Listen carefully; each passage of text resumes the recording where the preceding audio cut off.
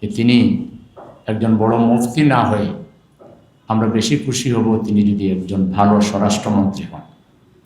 দেশে এই মুহূর্তে আমাদের মুফতির কিন্তু খুব একটা অভাব নাই, কিন্তু ভালো স্বরাষ্ট্রমন্ত্রীর অভাব আছে। আমরা ঢাকা মহানগরীতে 4 দিন ব্যাপী কর্মসূচি গ্রহণ করেছিলাম, যার তৃতীয় দিন আজকে অতিবাহিত হচ্ছে, আগামীকাল শেষ দিন।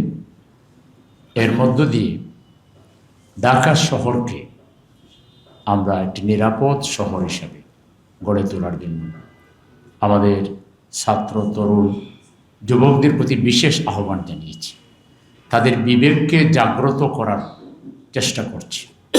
বিশেষ করে যে তরুণ তরুণী যুবকরা এখনও আল্লাহর রহমতে এই নেশার জগতে যারা এখনও পা রাখেননি, তাদেরকে বিশেষভাবে আমরা সতর্ক করছি তারা যেন এই সময় সচেতন হন এবং তাদের বন্ধুদেরকে সচেতন করার ক্ষেত্রে তারা যেন ভূমিকা রাখেন।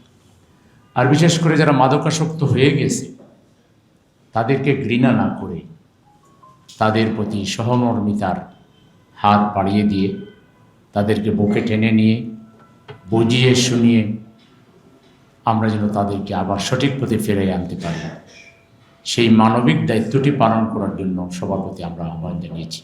আর এ ব্যাপারে সরকারের কাছে আমাদের আকুল নিবেদন, বিশেষ করে মাননীয় স্বরাষ্ট্রমন্ত্রী মহোদয়ের কাছে, যে তিনি একজন বড় মুফতি না হয়ে আমরা বেশি খুশি হব তিনি যদি একজন ভালো স্বরাষ্ট্রমন্ত্রী হন।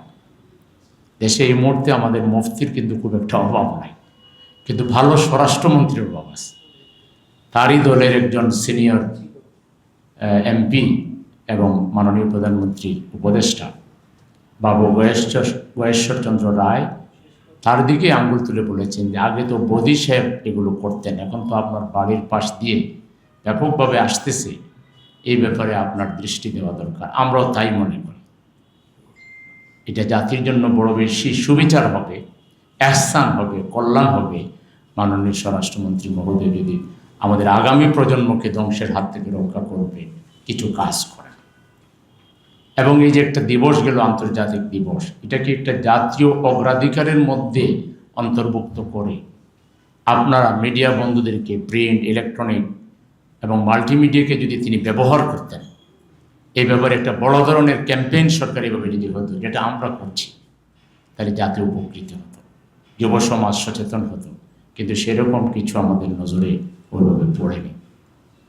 আমরা সরকারকে বলবো, আপনারা আইন শৃঙ্খলা বাহিনীকে মাদককে প্রশ্রয় দেওয়া থেকে তারা যেন দূরে থাকেন এবং সীমান্তে শক্তভাবে পাহারা বসিয়ে আপনারা মাদক আমাদের দেশে ঢোকা থেকে আমাদের দেশকে আপনারা রক্ষা করুন। এই ব্যাপারে প্রয়োজনীয় সকল দায়িত্ব পালনের জন্য সরকারের প্রতি, বিশেষ করে মাননীয় স্বরাষ্ট্রমন্ত্রী মহোদয়ের প্রতি আমরা আবেদন জানাচ্ছি।